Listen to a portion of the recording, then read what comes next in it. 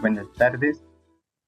Continuando con esta aproximación a lo que ha sido el proceso de la Comisión de la Verdad, en esta unidad final de la Cátedra de Historia Política de Colombia, hemos querido invitar a conversar a la antropóloga Lucy Santa Cruz, quien ha estado vinculada trabajando en el proceso de la Comisión de la Verdad en relación con el contexto del departamento de Nariño. En ese sentido, quisiéramos comenzar preguntándole cómo ha sido su trabajo en este proceso.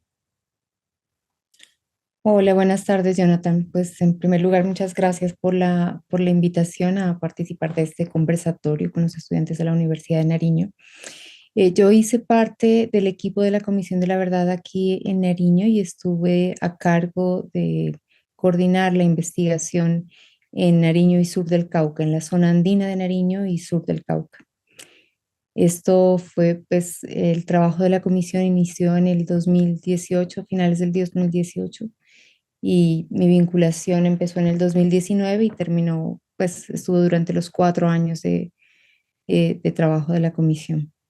Quisiéramos empezar preguntándole qué significa la verdad o qué sentidos cobra dentro de un proceso como el de la Comisión de la Verdad, cómo esta comisión ha permitido el esclarecimiento de la verdad. Bueno, pues la Comisión de la Verdad, como ustedes saben, pues hace parte, digamos, como de los acuerdos, de la firma del acuerdo de paz que se hizo entre el gobierno de Colombia y la guerrilla de las FARC en el 2016.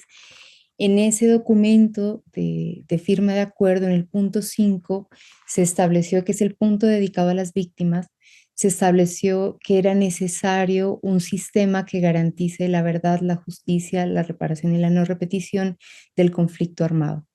Para esa, digamos, en ese proceso, digamos, de construcción de ese sistema, se definieron tres instituciones que hacen parte, digamos, como de ese sistema. Una de esas es la Comisión de la Verdad, la otra es la Jurisdicción Especial para la Paz, la JEP, y la otra es la Unidad de Búsqueda de Personas Dadas por Desaparecidas. ¿Cierto? Estas tres instituciones son tres instituciones, digamos, que buscan de manera distinta llegar a la verdad, ¿cierto? La verdad de la JEP es una verdad que va a buscar judicializar a los responsables, ¿no? En esos casos, digamos, en esos macro casos que ha establecido la JEP para el esclarecimiento del conflicto. La unidad de búsqueda de personas dadas por desaparecidas, pues va a buscar esclarecer la verdad de las personas que desaparecieron durante el conflicto, quizá uno de los hechos de violencia, pues con más afectaciones a la población. Y la comisión va a buscar esclarecer, por un lado, las prácticas y los hechos del conflicto armado interno, es decir, conocer cuáles fueron esas violaciones a los derechos humanos, cuáles son esos escenarios de desplazamiento forzado, la relación entre el conflicto armado y, por ejemplo, el narcotráfico, es decir, identificar los hechos del conflicto armado, pero también tratar de buscar, digamos, de sembrar esa verdad a partir de una explicación de las causas y de los múltiples orígenes que tiene el conflicto, es decir, el esclarecimiento de la verdad. No solamente va a enfocarse en un responsable, en identificar el nombre de un responsable, sino más bien de mirar esas responsabilidades colectivas y mirar esas causas estructurales que generan el conflicto más allá de esos hechos del conflicto, ¿cierto? Y el esclarecimiento pues también está muy enfocado a mirar cuál fue el impacto humano y social sobre las víctimas, sobre los territorios, sobre las poblaciones combatientes, sobre los militares y también los procesos de transformación positivos y también negativos, digamos, que sucedieron a lo largo del conflicto para las instituciones y las organizaciones sociales. Es decir, también pensando los impactos sobre la democracia, que sucedió, digamos, como a lo largo del conflicto. Entonces es una verdad que se teje desde los mandatos dados a la comisión desde esos tres escenarios, ¿cierto? Desde la identificación de las prácticas, desde la explicación, intentar, digamos, identificar esas responsabilidades, esas causas y mirar también cuáles fueron sus impactos. En el contexto de Nariño, ¿qué propósitos y objetivos se ha colocado la Comisión de la Verdad? Para nosotros, digamos, como metodológicamente, lo que hicimos, la orientación, digamos, que se dio a nivel nacional sobre ese proceso de esclarecimiento, era por un lado identificando cuáles eran los patrones de violencia que permitían explicar, generar, digamos, como ese contexto explicativo, la periodización, es decir, que nos van a mostrar las trayectorias, las múltiples trayectorias que tiene el conflicto y cuáles son los contextos explicativos, es decir, buscábamos mirar en las regiones, construir esa narrativa territorial, histórica, desde esa heterogeneidad regional, ¿cierto? Porque el conflicto sucedió de manera distinta. Eso a partir de algo central para la comisión, que fue hacer un ejercicio amplio de escucha, es decir, para la comisión de la verdad, escuchar a las personas desde los testimonios individuales y colectivos, desde las entrevistas a profundidad, desde también el escuchar desde la presentación de casos e informes que hicieron las organizaciones, desde los procesos de diagnósticos participativos, desde relatos biográficos de historias de vida, desde también el contraste de la información, es decir, el centro de la información va a ser la voz de las víctimas, también la voz de los responsables y obviamente esas versiones sobre el conflicto pues fueron contrastadas con bases de datos, con una base cuantitativa que también generó la misma comisión, el reporte de casos, archivos, sentencias e investigaciones previas que había sobre el conflicto. Entonces, en Nariño nosotros logramos en ese ejercicio, con entrevistas a profundidad con líderes, excombatientes, miembros de la fuerza pública y también paramilitares desmovilizados, así también como algunos académicos y expertos sobre los distintos temas. Y también se generaron espacios colectivos con la mesa agraria, con el movimiento estudiantil, con líderes sociales, con comunidades indígenas y campesinas. Es decir, metodológicamente se abrió, digamos, un amplio espectro de escucha, desde la escucha individual hacia la escucha colectiva para intentar esclarecer, digamos, ese proceso del conflicto. Para la comisión, la escucha no solamente buscaba recabar información, ¿cierto?, sobre las víctimas, sino que también la escucha era una manera de dignificar a las víctimas, ¿cierto? Mucha gente, yo recuerdo entrevistas donde la gente nos decía, pues mire, esto yo nunca se lo he contado a nadie, ¿no? O sea, el silencio fue una de las formas de victimización, de revictimización a las personas que habían vivido el conflicto, ¿no? El miedo de contarlo, el no ser escuchado por la institución, pues abrir ese espacio de escucha pues fue un trabajo fundamental para la comisión. Usted nos comenta al respecto de la importancia que ha tenido en este proceso encontrarse y escuchar a las personas y a los territorios históricamente golpeados y silenciados en el contexto de la violencia y la guerra. Entonces, queríamos preguntarle qué dificultades u obstáculos se han presentado dentro del proceso de la Comisión de la Verdad. Pues dificultades hubo muchas, ¿no? Yo creo que, pues por un lado, creo que la principal es que Nariño es un territorio pues que aún está en conflicto, ¿no? Entonces, acceder a los territorios en conflicto sin poner en riesgo a las víctimas, pues era complicado, ¿cierto? Por ejemplo, en la zona de cordillera, cuando queríamos, no sé, ir a uno de los lugares como Sidón, por ejemplo, que es en la zona del Bajo Patía, pues era imposible entrar allá y hacer las entrevistas en el territorio, que sería como lo ideal, digamos, en un proceso de investigación. Entonces, la recomendación de la gente era saquemos a los líderes, hablemos en un espacio seguro por fuera, digamos, como del territorio, y así se logró hacer en algunos de los escenarios, ¿cierto? Por ejemplo, con las comunidades agua también era muy difícil entrar hacia los resguardos, entonces algunos de los líderes salían, pero obviamente pues no podíamos movilizar a toda la población que quisiéramos de esas zonas conflictivas. Habían otros territorios, municipios con mayor facilidad, a pesar también de, pues como de escenarios difíciles del conflicto, como Samaniego, por ejemplo. Allí hicimos varios espacios de escucha dentro de la cabecera municipal y algunas visitas en los corregimientos del municipio. Yo creo que esa fue como la principal dificultad. La segunda dificultad pues fue el proceso de pandemia, ¿no? A nosotros nos cogió la pandemia y eso pues obviamente cambió rotundamente la metodología de escucha que teníamos porque empezamos en ese momento a hacer pues entrevistas virtuales, ¿no? Ese fue un momento en el que se profundizaron, digamos, como las entrevistas a responsables, se habían surtido ya algunos procesos de acuerdo con las mesas de las personas desmovilizadas de las FARC. Entonces empezamos a tener ya acercamiento con las personas que estuvieron en el Frente 29, que estuvieron en la Mariscal Sucre, que estuvieron en las distintas estructuras armadas de las FARC y empezamos a hacer esas entrevistas virtuales. Pero claro, digamos, a pesar de que se logró hacer una entrevista virtual, pues no es igual que hacer una entrevista presencial, ¿no? O tener un espacio colectivo de taller donde después de la entrevista pues se puede hacer también un proceso de contención sobre esas historias de dolor que se abren, digamos, en el recuerdo del conflicto y de los hechos de violencia. Entonces yo creo que esa fue una segunda dificultad. La tercera quizá fue la magnitud de la información, ¿no? Eh, Como investigadora, digamos, era la primera vez que me enfrentaba y como equipo, digamos, de investigación nos enfrentábamos como por primera vez a tener pues 1000 entrevistas para analizar, ¿no? Eso era pues una cantidad de documental inmensa y eso pues requirió un trabajo muy dispendioso y largo de sistematización y la metodología, digamos, poder construir unos análisis que lograran tratar de condensar, digamos, en una sola versión esas múltiples voces, pues era también un reto.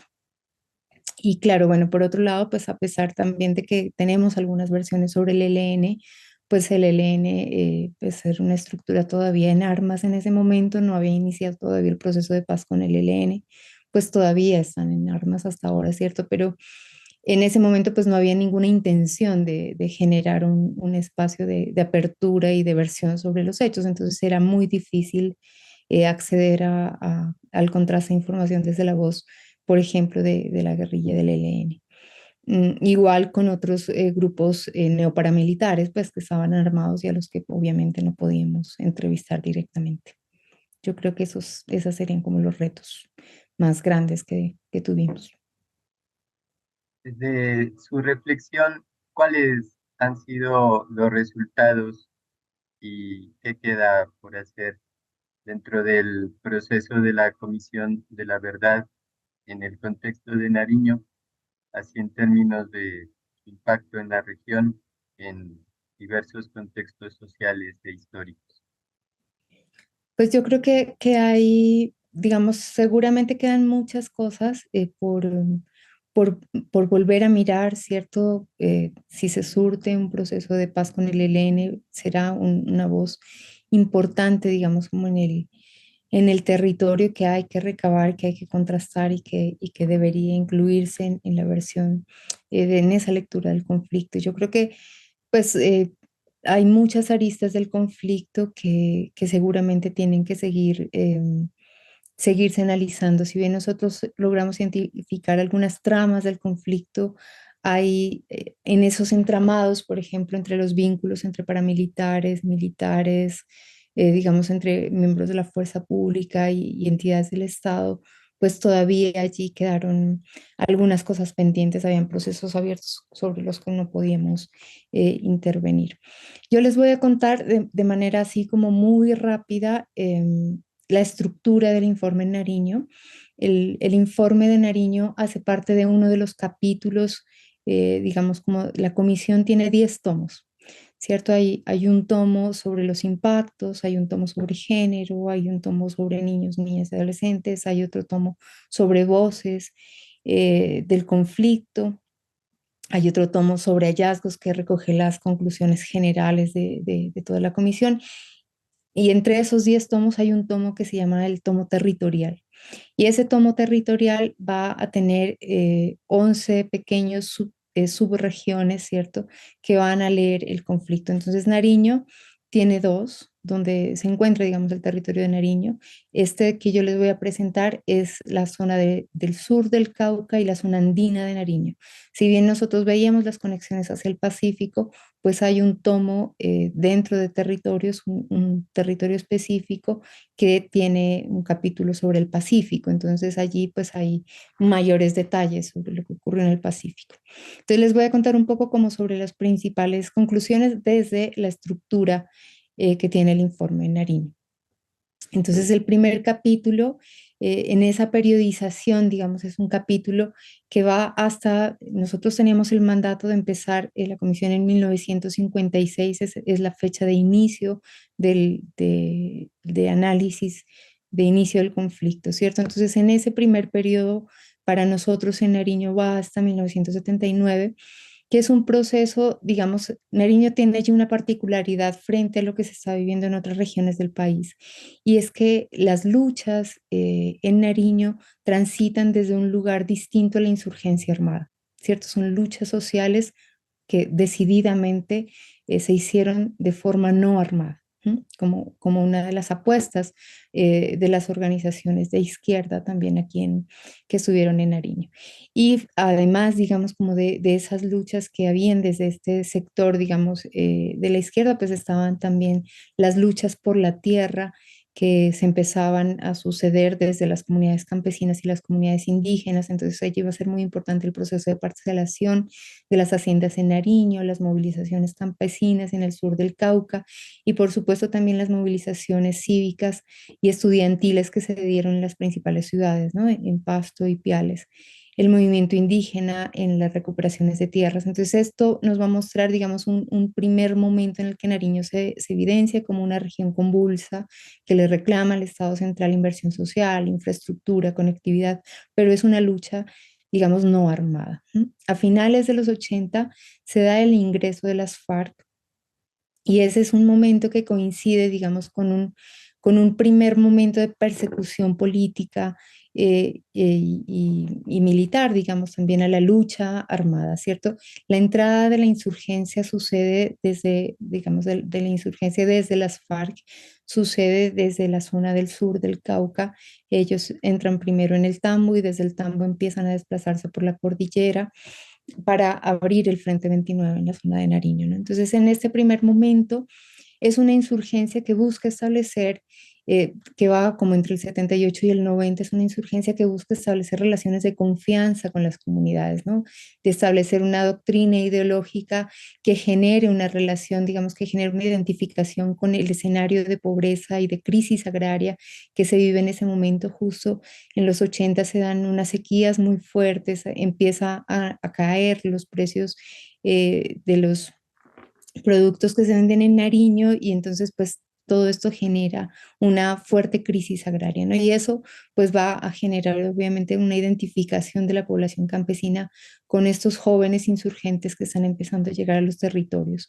Y allí empiezan a establecer, digamos, como unos códigos de conducta regulados por esa autoridad armada. En algunos casos incluso esa intervención era solicitada por las comunidades en el control, por ejemplo, del abigeato, ¿no? En esta regulación de las poblaciones y de sus territorios desde estos escenarios violentos, pues aparecieron ya como los primeros hechos de violencia, como trabajos forzados, desplazamiento de poblaciones, incluso los primeros asesinatos, ¿no? Allí entonces tenemos como un primer escenario de despliegue de las FARC, también de llegada del ELN, y eso va a coincidir con el proceso de elección popular de alcaldes que va a ser muy interesante en Nariño porque pues va a abrirle un campo a la UP. La UP, como saben ustedes, pues es un partido político que se crea en el primer acuerdo que intenta hacer la guerrilla de las FARC como esa opción política, digamos, distinta a la lucha armada. Sin embargo, en Nariño, como no estaban las FARC, pues como tan arraigadas, la UP empieza a ser una postura política ocupada por las distintas convergencias de izquierda que están en el territorio y eso va a permitir dinamizar el proceso de liderazgo social de la izquierda en el territorio de manera paralela, digamos, a ese proceso de control territorial insurgente en algunos territorios. Mm, el siguiente capítulo que va entre el 90 y el 99 va a ser, digamos, por un lado, pues se rompe, se fractura, digamos, esa primera posibilidad de acuerdo entre las FARC y Belisario Betancur, y eso hace, pues, que a pesar de que se haya dado en ese momento esa apertura democrática con la creación, por ejemplo, de la UP, pues esto se ha cortado, digamos, por la guerrilla, ¿cierto? Entonces ellos empiezan a enfocar su acción armada en las cabeceras municipales. Ese es, digamos, como el patrón de violencia que va a identificar este periodo. Las tomas a las cabeceras afectan, pues, por supuesto, a la población civil, afecta la vida de los policías, que en muchos casos, pues, son cercanos a las comunidades, y empiezan a generar hechos como secuestros a candidatos, amenazas, quemas de urnas, prohibición a participar en las elecciones, y eso va a generar un fuerte afectación a la democracia, ¿cierto? Generando impactos sobre la población civil, también impactos sobre la fuerza pública y sus familiares y una afectación a los líderes sociales que a pesar, digamos, de que es un periodo muy fuerte para los líderes sociales, los 90 van a ser la década en la que las organizaciones sociales empiezan a adquirir un escenario y una articulación regional que es muy importante. Entonces, si bien se da una incursión armada más fuerte, digamos, de confrontación estatal, pues también van a empezar a aparecer allí como los procesos de resistencia y de gobernabilidad desde las organizaciones sociales. Este capítulo entonces va a estar centrado como en esas afectaciones a la democracia. El siguiente capítulo, que va entre los 90 y el 2000, pues va a mostrar como un giro en el proceso del conflicto con la llegada de la coca y la transformación de las FARC, ¿cierto? Allí centramos nuestra atención sobre la vida campesina, sobre cómo se transforma la vida campesina con la economía cocalera, sobre todo el proceso de migración de la población campesina rural de la zona de Piedemonte costero hacia la zona del Putumayo, de la zona de Cordillera hacia Caquetá y Putumayo, para el boom, digamos, para atender ese boom cocalero que está sucediendo en el Putumayo. Si ven la parte rojo oscuro del Putumayo, pues muestra allí como esa concentración de los cultivos de coca.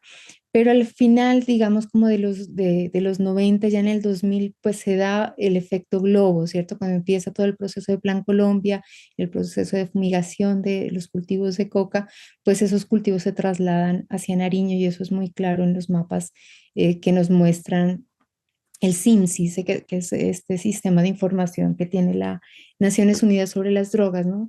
Y entonces eso nos va a mostrar cómo la transformación, digamos, como de la economía de la guerra con la llegada de los cultivos de uso ilícito va a coincidir, digamos, con una transformación de las insurgencias en esa inserción dentro de la economía del narcotráfico, empezando a cobrar el gramaje, ¿cierto? El impuesto sobre ese cultivo de coca. Y ese es un momento también de llegada a las columnas móviles que traen una perspectiva distinta de política y de relacionamiento con las comunidades distintas, vienen con también con un adoctrinamiento guerrerista de confrontación mucho más fuerte, entonces ahí se van a incrementar los hechos de violencia y van a aparecer también escenarios de confrontación muy fuertes entre las FARC y el ELN, sobre todo en la zona de Piedemonte Costero y Tumaco, ¿no? La zona de Tumaco empieza a ser disputada con la llegada de las columnas móviles. El quinto capítulo, que está entre el 99 y el 2005, pues va a hablar un poco sobre la llegada del paramilitarismo. Cuando empieza a fortalecerse el cultivo de coca en Nariño, cuando sucede este efecto globo a finales de los 90, pues justo coincide con la llegada de las AUC, ¿cierto? En el 99. Y esto va a empezar a transformar también esa economía cocalera. Se empiezan a instalar los primeros laboratorios de transformación del clorhidrato de cocaína dentro del territorio, que están regulados por las AUC.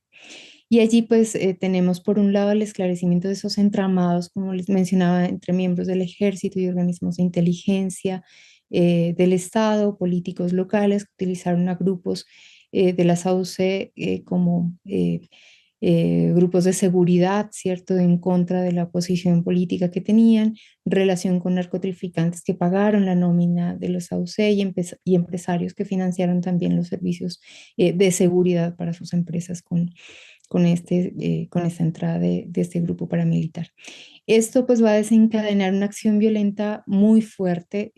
Por un lado, en el control del mercado de las drogas, pues van a disputarse el control del mercado con la guerrilla y va a frenar esas luchas sociales y políticas antiinsurgentes, porque los paramilitares pues van a enfocar su llegada atacando de manera muy fuerte y estigmatizando a la población que se identifica como líder social, ¿no? Entonces el vínculo entre los paramilitares y las grandes mafias pues va a transformar, digamos, ese escenario de la guerra con el ingreso del narcotráfico, con una dinámica de economía de guerra distinta y una confrontación pues con una escalada violenta mucho más fuerte, ¿no? Este es un poco como el mapa que nos muestra esa reconfiguración de los distintos actores armados en este periodo, tanto de las AUC, como empiezan a diseminarse, ¿cierto?, desde las cabeceras municipales hacia los territorios, del ELN, como se va replegando hacia la zona del Pacífico, y las FARC, que empiezan a ser también muy fuertes en la zona de Huila, Caquetá, y la entrada del Cauca y toda la zona vienen, digamos, como de esa zona hacia la zona del Pacífico, ¿no? O sea, las dos columnas móviles, la Mariscal Sucre y la Daniel Aldana, pues vienen de la zona del Caquetá y van a llegar a ocupar esa zona del Pacífico. Mm, ya para el 2006-2010 tenemos pues como un proceso que es todo el proceso de seguridad democrática, y allí pues hay unas acciones militares muy fuertes como el Plan Patriota, el Plan Cabecillas, las operaciones Espada 1, 2 y 3, que son operaciones militares que van a afectar de manera muy fuerte a la población civil, ¿cierto? Se da una confrontación, digamos, ya del ejército en los territorios, y eso pues va a generar desplazamiento forzado, desaparición forzada, bueno, una serie de hechos de violencia que van a agudizar el conflicto. Y ahí también, digamos, en este periodo, pues vamos a tener escenarios cruciales como el paro del Remolino, pues que fue un paro campesino que tuvo injerencia por parte de las FARC, que fue cruelmente detenido por la acción paramilitar y la acción del ejército. Ahí pues empiezan todos los procesos de ejecuciones extrajudiciales, y hay un caso muy importante en la zona de cordillera que es el Pacto de la Cordillera, que es un pacto que se surte entre los rastrojos, es decir, ya para ese momento se han desmovilizado las AUC, pero han surgido una cantidad de grupos pequeños como las Águilas Negras y los rastrojos. Y este pacto se da justamente entre los rastrojos y el ejército para sacar a las FARC de, de la zona de la cordillera, ¿no? Entre Cauca y Nariño. Allí también pues van a ser muy fuertes los casos de las masacres dentro de la comunidad Agua, y la exacerbación en general de casos de violencia sexual y de sevicia, digamos, en esos escenarios de violencia que muestran impactos profundos sobre la vida de las mujeres y de la población en general. Mm, Al final, digamos, en el último capítulo que va entre el 2010 y 2021, vamos a tratar como de mirar como dentro de ese escenario de guerra, ¿cierto? Y de exacerbación de la violencia, cuáles fueron esas formas de resistir, ¿cierto? Es decir, que aparecen durante todo el proceso, pero aquí tratamos de darle como dar un acento, digamos, a esas acciones mínimas, individuales o colectivas, o también grandes marchas y manifestaciones, incluso algunas impulsadas pues institucionalmente, como el Pacto por la Paz en Samaniego, por ejemplo, o las agendas de paz que se hicieron entre las gobernaciones de Nariño, Cauca y Huila. Esas apuestas, digamos, territoriales por la convivencia pacífica. Es decir, este es un capítulo que busca, digamos, mostrar esos escenarios de persistencia del conflicto, por supuesto, pero también de procesos de paz en medio del conflicto. Esa es como la estructura que tiene el informe para Nariño.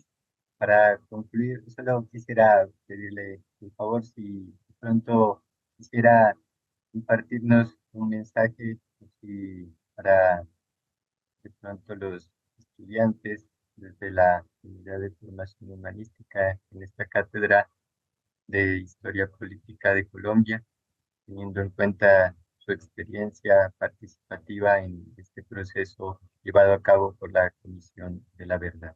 Yo creo que procesos como el de la comisión, pues son procesos muy importantes porque es necesario alzar la voz, ¿cierto? Es decir, en Colombia por muchos años el conflicto se mantuvo oculto, ¿no? Es decir, en las burbujas quizá urbanas, en las que vivimos en las ciudades, pues nos permiten a veces alejarnos y ser, digamos, no generar empatía con esos territorios que están viviendo el conflicto, ¿no? Entonces, me parece que la única posibilidad de transformación de la sociedad, de transformación de esos escenarios de violencia es conocer lo que se vivió, ¿cierto? Y asumir la responsabilidad colectiva, ¿cierto? Porque si bien nosotros quizá no empuñamos las armas, pero de alguna manera hay una responsabilidad social, ¿cierto? Por permitir que esto suceda, ¿cierto? Que haya sucedido semejante escalada del conflicto a tan pocos metros de una ciudad pues que se dice muy pacífica, ¿cierto? Como Pasto, pues yo creo que es también una responsabilidad el no conocer nuestro territorio, el no escuchar a las poblaciones campesinas que están viviendo el conflicto y que están pidiendo pues la solidaridad de todos, ¿no? Y yo creo que también en estos procesos es bien importante, digamos, conocer el conflicto y conocer las causas tratando de entender, digamos, esas causas para transformarlas sin juzgar, digamos, a los responsables, ¿cierto? Porque yo creo que eso nos permite entender por qué hicieron lo que hicieron, ¿cierto? Por qué un paramilitar, digamos, toma el trabajo de asesinar a una persona como parte de su trabajo remunerado, ¿no?